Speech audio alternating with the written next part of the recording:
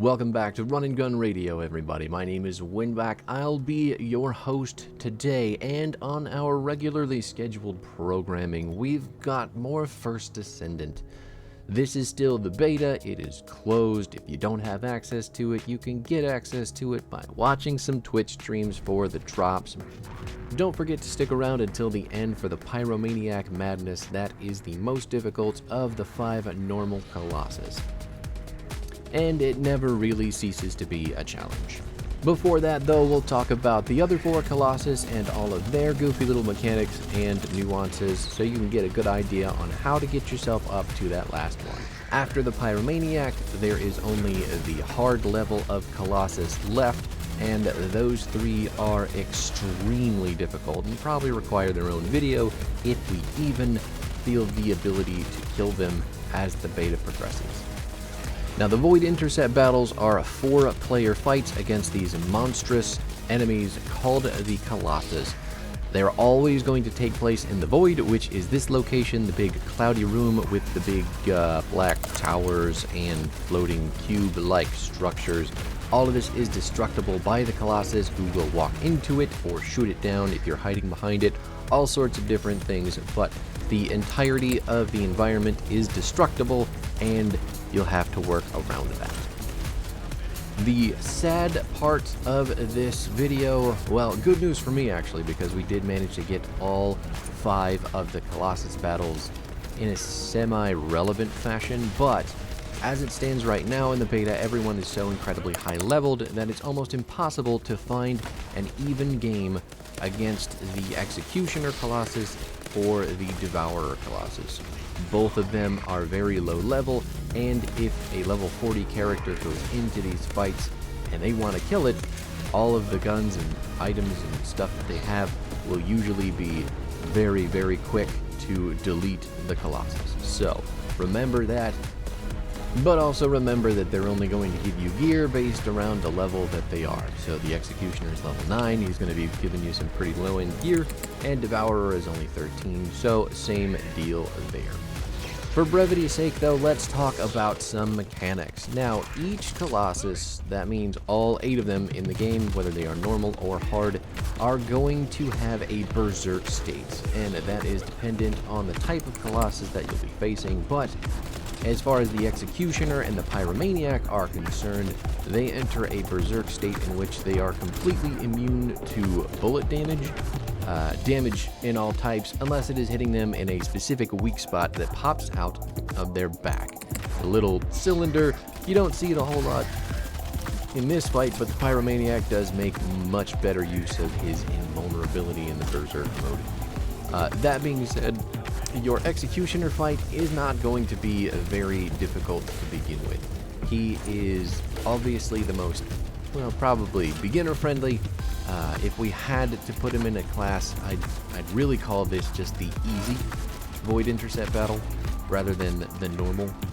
But it's very low end, very simple, and if it's your first time, I'd highly recommend doing it in a party of other people who are around your level, because playing with high-level people against this boss is lame. The Void Intercept battle is over in about 10 seconds, and it's just not fun. Anyway, all of the plates on the Colossus are going to be on his shoulders. He's got the back weak point, and you can jump onto those to bust them off, break them down, knock down his shielding, and then take your sweet time shooting him while he is down on his knees. That's it, though. The Executioner isn't an ultimately difficult battle. You're just going to be learning the mechanics of the Void Intercept battle in the first place, so all you really have to do is dodge his lightning when it comes down, dodge his kind of sword drop when he teleports you into the air, and make sure that you're not trying to face tank him and dodging the aggro when it is on. Now, the Devourer, the second boss, is a little bit more difficult, and if you are accurately leveled for this battle, you will probably need to pay a bit more attention. The Devourer has a different kind of berserk mode to make himself invulnerable, and it requires a little bit more work as the player to deal with. The good news is that the Devourer has probably the lowest amount of shielding of all of the Colossus, so Once his shield's gone, you can start pecking away at his health bar, but it may lure some people into a false sense of security, as the shield being so tiny is definitely going to make it easier for him to go berserk and start becoming invincible. Now, when Devourer goes into berserk mode, he is going to drop little drones. There will be 4 of them. They're going to pop all over the map, and you have to kill these drones in order to turn off his invincibility. Don't get hit by that. The drones are invincible from outside the dome, so you'll have to go inside the dome to actually delete the drones that he drops, and then from there, he will be dropping acid bombs into the sky on top of you while you're trying to do it. So you can see it on the screen right now, all the, oh my god, trying to get the res in the middle of all the poison bombs. There we go. You can see them dropping down. They drop in intervals, so they're fairly easy to dodge as long as you're moving, and there is a big space in between in which you can just kind of stand still and get some free damage on the drones. That being said, if you're playing on controller like I am, you may have forgotten to reset your auto-aim settings, in which case the auto-aim is going to take you to the bottom of the drones. You're basically going to be looking at drone feet, and you're going to have to fight with it the whole time while this is happening. So what you're seeing right now is VSF. Ooh, actually just trying to shoot the thing eye level, but the game forcing her to shoot down to the ground. It's really awkward and probably my least favorite thing about the beta. So it's got to get fixed, I can only assume, but as of right now, it's extremely frustrating. All of the bosses also have minions. Depending on the type of boss that you are fighting against, they will shoot different types of minions out. The Devourer and the Gravewalker types will throw out the little roly-poly guys, which is literally their names. The Stunning Beauty and Executioner types will be throwing out Kingfishers, which are little drone starfish looking things. So neither of them are extremely difficult to kill, but once you get to the Gravewalker, no, Gravewalker ones are pretty easy to kill too. Once you get to Pyromaniac, the Kingfishers do tank quite a bit of damage. Now what you're seeing right now is the jump up and the armor destruction on the Colossus shoulder pad. This works on any part of the Colossus that is actually breakable. So you'll see when you shoot the Colossus, you're playing on a controller. I think you actually have to hit tab when you're playing mouse and keyboard, which seems a little bit weird, but whatever. At least with controller, when you're shooting them, they go from blue to light blue to yellow. Once they are yellow, once they've met that yellow damage threshold, you can hit them with your grappling hook, jump on with your character, and then punch them off of the Colossus. After you do that, that'll knock down the Colossus, and you can take advantage of his stun time to do the extra damage. In the case of the Devourer, he has got them on his head. He's got them in his chest. You can see that big glowy kind of cross thing going on in his chest. He's got them on his shoulders and his knee pads. So he is literally coated in these things. And really, if it weren't for just kind of how easy the boss is to begin with, this would be probably the easiest in terms of deleting those armor portions. So it's really, again, this is one of the kind of beginner Colossus, and you should take full advantage of the ease of destruction that it gives you. So that being said, we've got him in berserk mode again. He is basically chasing us down at the moment. Aggro switched finally. Anytime that you're in one of these fights and you are aggroed by the boss, you want to run as far away from your teammates as possible, because the more that the boss is chasing you, the more AoE and kind of garbage abilities that they're going to throw at you. So if you are running your team into them, or running into your team with them on you, you're potentially going to be doing accidental damage to your teammates, which could cause you to wipe out everybody, which isn't, great, considering you can only die 3 times as a team or the intercept battle is over. You can always revive people. The revive does stop the death timer from going, so picking somebody up at the last 2% of their death countdown will stop that, and you can prevent a death count on your mission, your intercept battle.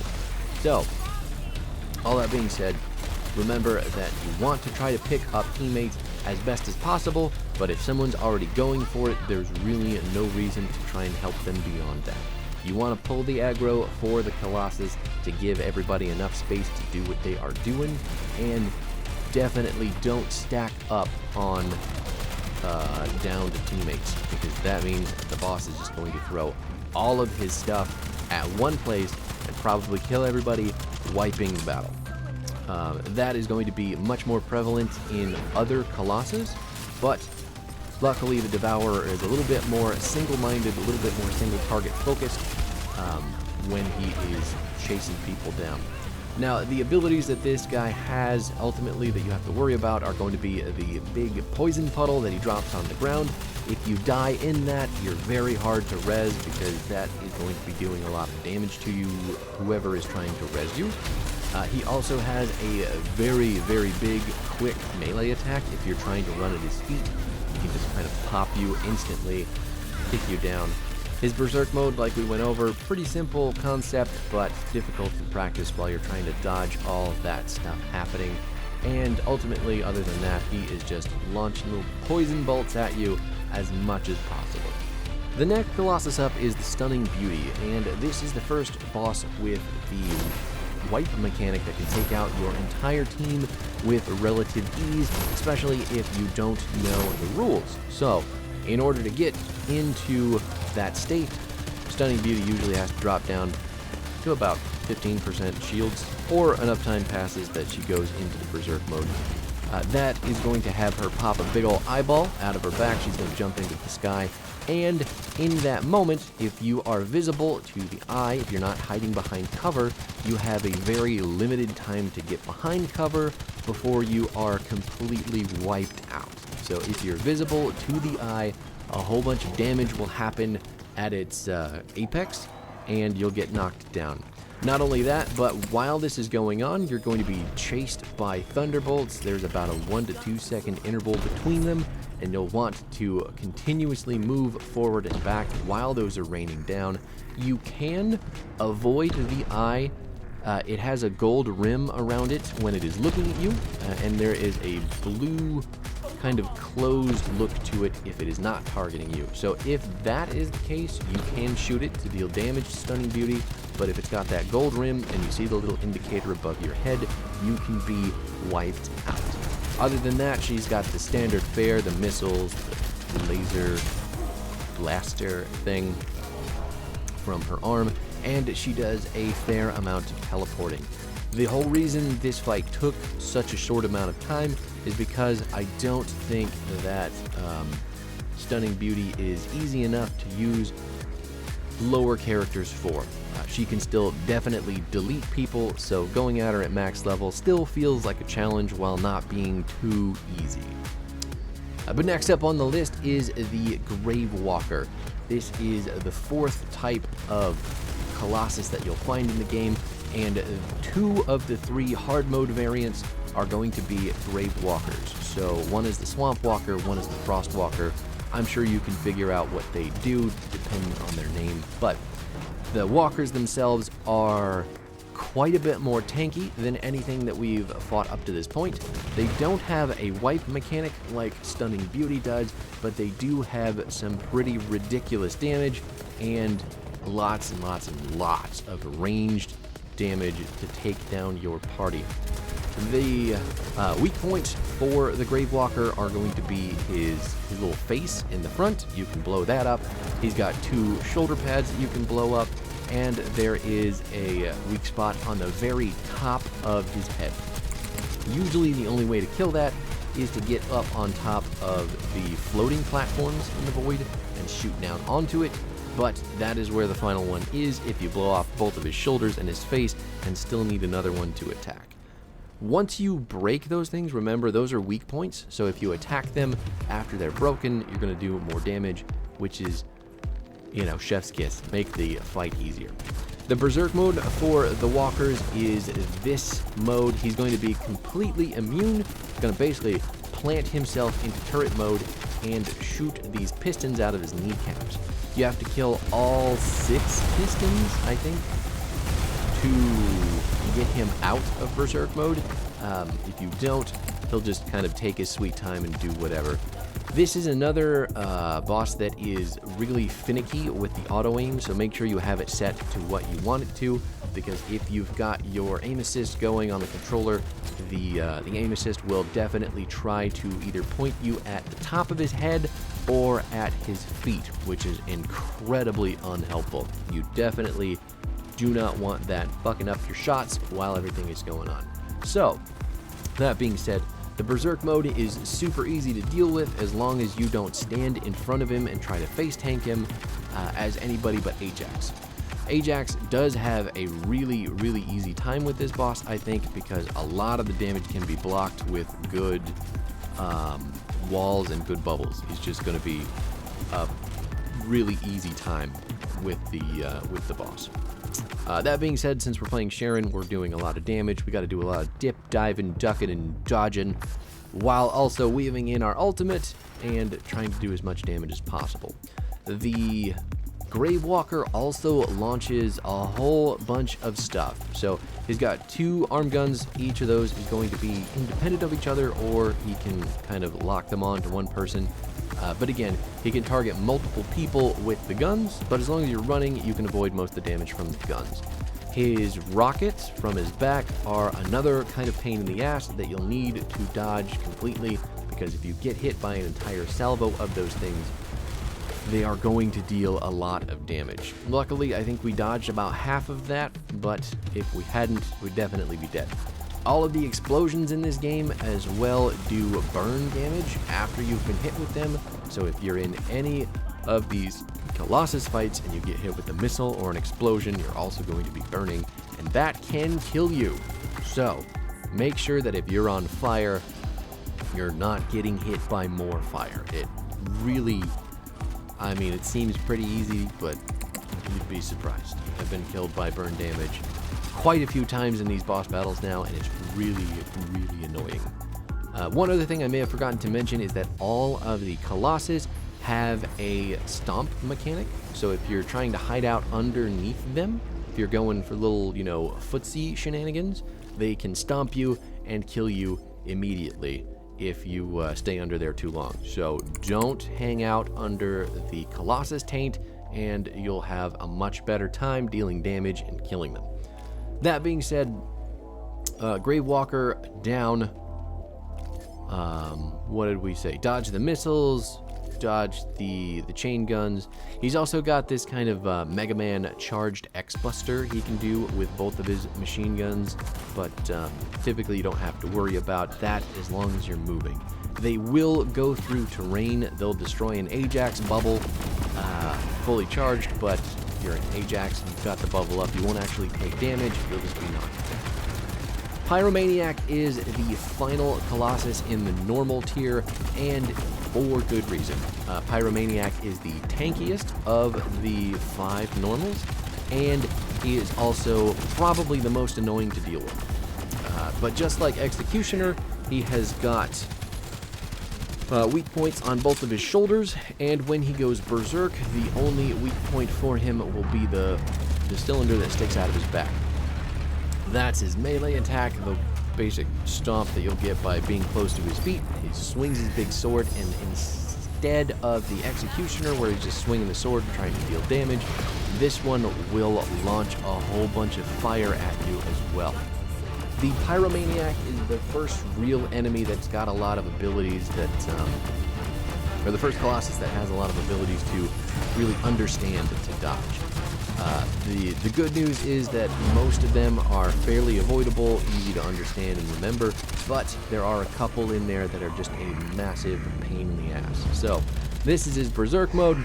The upscaling is having a fit, trying to figure out what is going on with all of the particles, I'm assuming, in this state, but, it's whatever.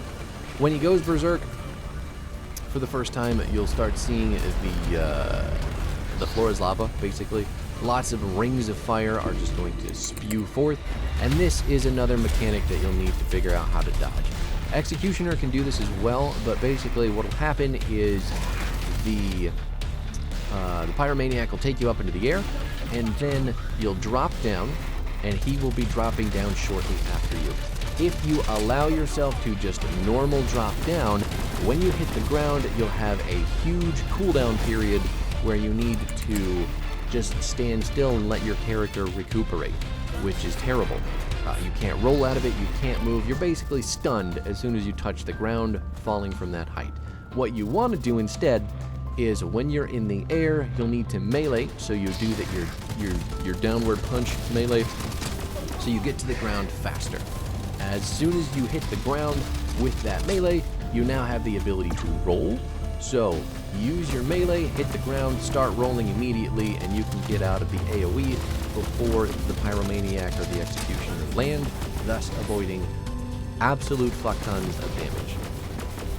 Pyro also has a homing missile ball that shoots out smaller homing missile balls, so you'll want to duck behind cover as much as possible when that's coming at you, so it hits the ground quicker. But really, that's it for mechanics that make a whole lot of difference in this fight. The Flora's lava damage, obviously the only other one, but that's pretty easily avoided if you're paying attention.